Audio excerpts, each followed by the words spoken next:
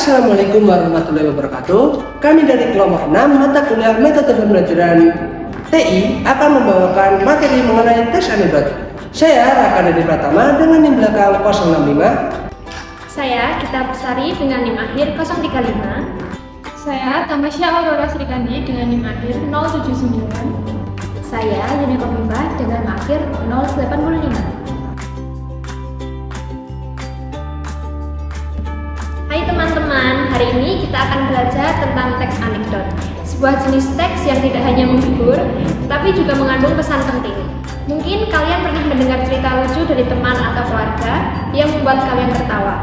Tapi tahukah kalian bahwa cerita seperti itu juga bisa menjadi teks anekdot yang memiliki makna mendalam?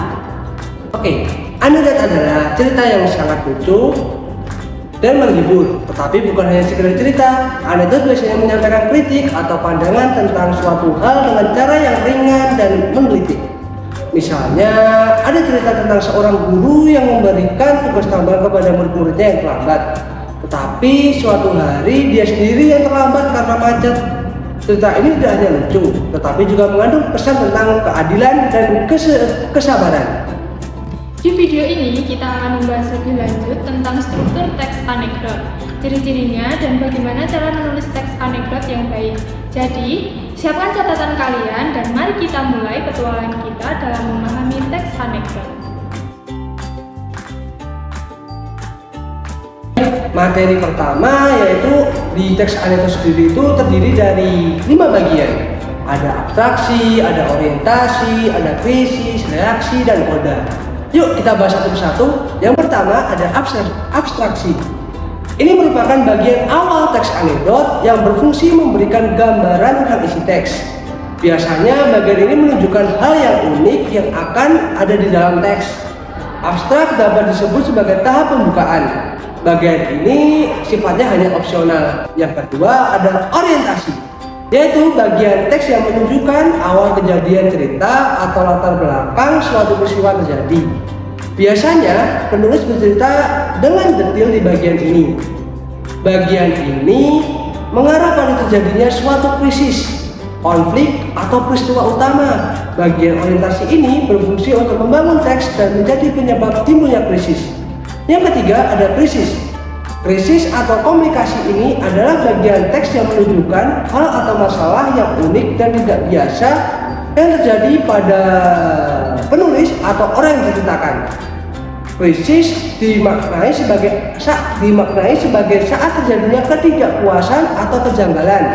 Dengan kata lain, pada bagian ini adanya kekonyolan yang mengkritik dan mengundang tawa. Bagian ini merupakan inti dari peristiwa anekdot. Yang keempat ada reaksi, yaitu bagian teks yang menerangkan cara penulis atau orang yang diceritakan dalam menyelesaikan masalah yang timbul di bagian krisis. Reaksi itu berkenaan dengan tanggapan atau respon atau krisis yang dinyatakan sebelumnya. Reaksi dapat berupa sikap mencela atau menertawakan.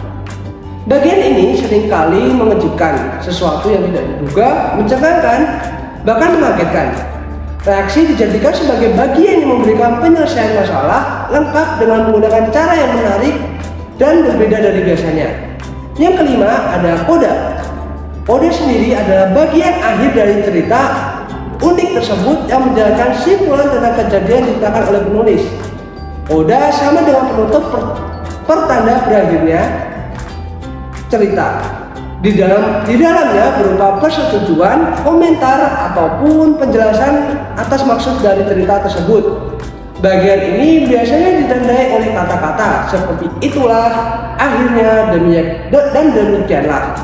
Keberadaan koda bersifat opsional, yaitu boleh ada atau tidak ada pada sebuah teks anekdot.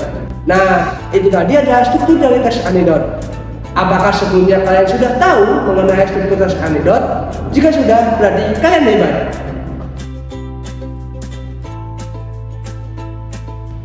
Selanjutnya, kita beralih ke ciri-ciri teks anekdot ya. Yang pertama, teks anekdot bersifat humor atau lelucon. Artinya, teks anekdot berisi kisah-kisah lucu atau bualan. Yang kedua, bersifat menggelitik.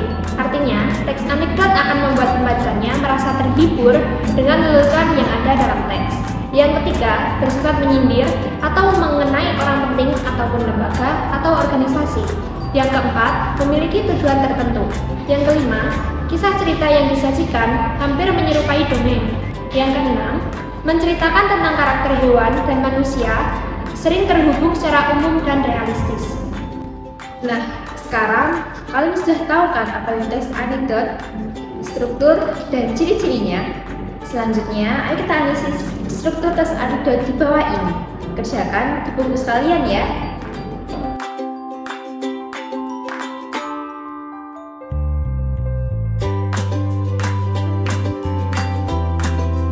Halo semuanya, terima kasih telah mengikuti pembelajaran kita kali ini tentang teks anekdot. Semoga materi yang telah disampaikan dapat menambah wawasan dan keterampilan kalian dalam memahami dan menulis teks anekdot. Sebagai ringkasan, kita telah membahas pengertian teks anekdot, struktur, serta ciri-cirinya.